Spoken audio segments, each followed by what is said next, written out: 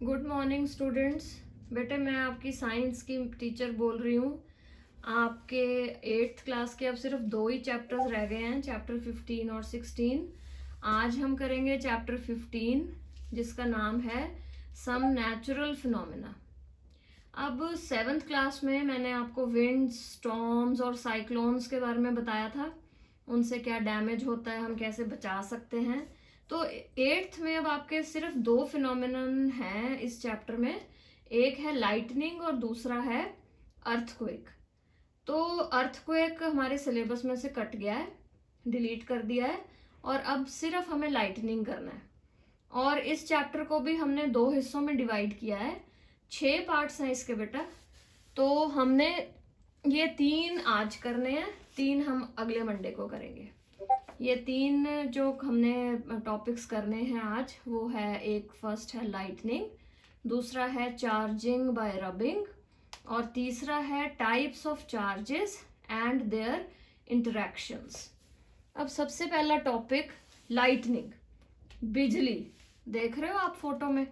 अब ये बिजली होती क्या है, आपने घरों में सब बच्चों ने ये एक इलेक्ट्रिक स्पार्क जिसे कहते हैं जरूर देखा होगा। कभी गीला हाथ लग जाता है कभी किसी स्विच को, और कभी शॉर्ट सर्किट हो जाता है घर में, जिसको कहते हैं कि देखो जी इसको करंट लग गया। तो ऐसी छोटी सी स्पार्क निकलती है। अब ऐसी छोटी छोटी स्पार्क्स को मिला दें अगर, तो ये चीज लाइटनिंग बन जाती है, जिसे हम बिजली। अब बिजली, ये छोटी छोटी स्पार्क्स जो हैं ये ह्यूज स्केल पे जब प्रोड्यूस होती हैं तो इस फिनोमिना को कहते हैं लाइटनिंग। अब बेटे पुराने जमाने में लोग जो थे ना वो बहुत डरते थे लाइटनिंग से। वो कहते थे कि भगवान अपनी नाराजगी शो कर रहा है। लाइटनिंग जब भी होती थी तो वो ये कहते थे, लेकिन ऐसा कुछ नहीं है। अब साइंस क्या कहती है कि lightning is caused by the accumulation of charges in the clouds. Charges इकट्ठे हो जाते हैं क्लाउड्स में और उस वजह से लाइटनिंग होती है। हमें इससे डरने की कोई भी ऐसी बात नहीं है डरने वाली, लेकिन हाँ कुछ प्रिकॉशन जरूर लेने पड़ते हैं हमें, ताकि हम डेडली स्पार्क से बच सकें। क्योंकि अगर बिजली ज्यादा अमाउंट में किसी के ऊपर गिरे कभी तो डैमेज भी हो सकता है, तो हमें प्रिकॉशंस लेने चाहिए। अब जो ग्रीक्स थे ना, बहुत पहले ही 600 BC बिफोर क्राइस्ट, उन्हें ये चीज पता थी कि जब भी एम्बर को आप फर से रब करते हो ना, तो वो हेयर अपने बालों को अट्रैक्ट करता है अपनी तरफ। अभी मैं आपको आगे भी बताऊंगी। और ये चीज आपने बहुत नोट की होगी हर एक बच्चे ने। ये जब भी आप कभी स्वेटर उतारते हो, कोई शर्ट भी कभी आप ड्राई होती है तो वो भी एक के ऊपर दूसरी डाली हो तो आप उतारो, तो आपको एक छोटा सा स्पार्क दिखाई देता है, या कभी क्रैकलिंग सी साउंड भी आती है ना। तो ये चीज क्या है, वो जो हमने इलेक्ट्रिक स्पार्क देखा था ना, बिजली वाला, ये वाला ऐसा ही हल्का सा ये स्पार्क होता है।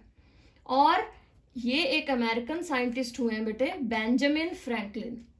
इन्होंने 1752 में ये प्रूव किया, दिखाया कि लाइटनिंग और ये वाली स्पार्क जो है, जो क्लोथ से निकलती है, ये वाली स्पार्क और लाइटनिंग एक ही चीज है, सेम फिनोमिना है। लेकिन इसको समझने के लिए बच्चे 2000 साल लग गए। कितने साल? 2000 साल।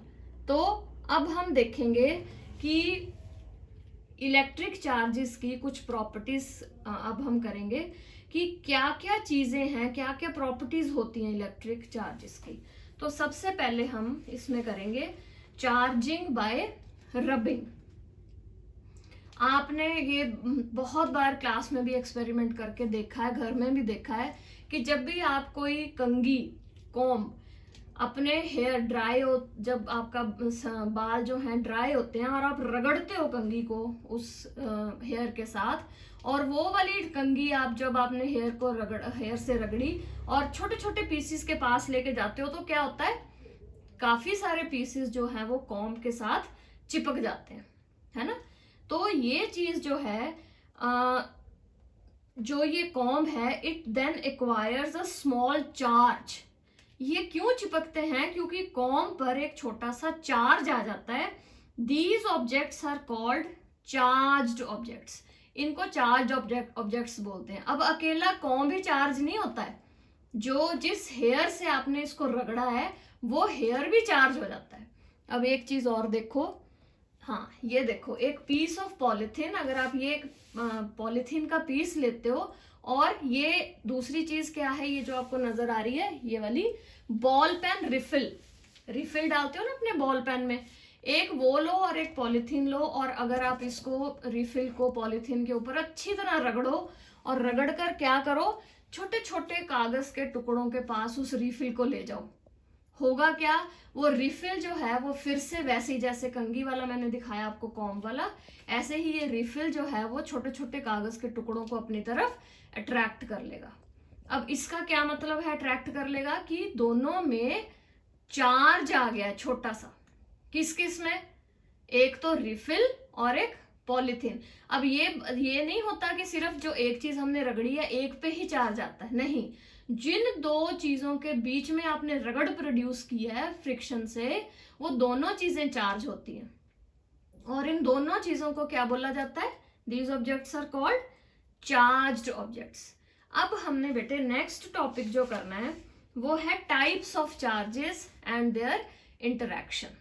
टाइप्स ऑफ चार्जेस, कितने तरह के चार्जेस होते हैं वो दिखाने के लिए ये देखो आप, दो तरह के चार्जेस होते हैं, पॉजिटिव और नेगेटिव। अब पॉजिटिव और नेगेटिव चार्जेस किस तरह से हमें पता चलेगा कि ये पॉजिटिव है कि नेगेटिव है, ये करने के लिए एक एक्सपेरिमेंट देखते हैं हम। ये देखो फिर से वही रिफिल वाला, एक हमने पॉलिथीन लिया और एक रिफिल लेकर उसको हमने पॉलिथीन पे रगड़ा और इस टम्बलर में डाल दिया, ठीक है। फिर दूसरा रिफिल लिया, उसको पॉलिथीन पे रगड़ा और टम्बलर में डाल दिया। हुआ क्या? देखो ये हुआ कि दोनों जो रिफिल थे वो भाग गए, एक दूसरे को छोड़ के दूर हो गए एक दूसरे से, ठीक है। रिफिल दो लिए, दोनों को हमने पॉलिथीन पर रगड़ा और एक टम्बलर में डाला, तो दोनों ही रिफिल्स आपस से एक दूसरे से दूर चले गए।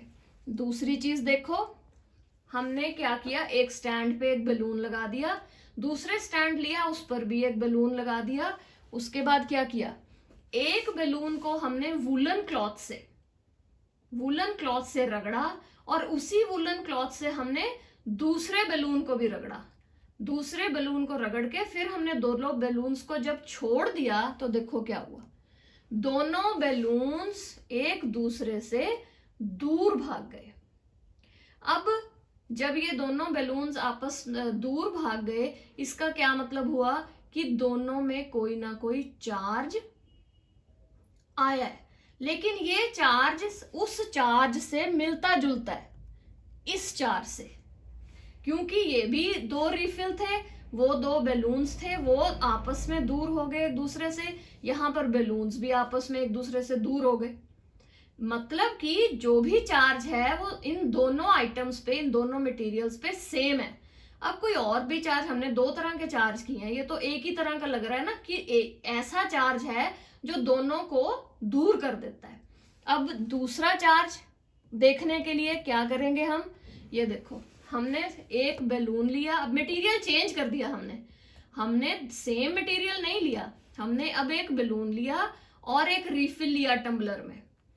अब क्या किया कि रिफिल को उसी पॉलीथीन से रगड़ा और बैलून को किससे रगड़ा, वूलन क्लॉथ से। समझ आई? जैसे पहले हमने फ्रिक्शन प्रोड्यूस करी थी, रगड़े थे दोनों चीजें, सेम ऐसी रगड़नी है और फिर दोनों को पास लेके आना है।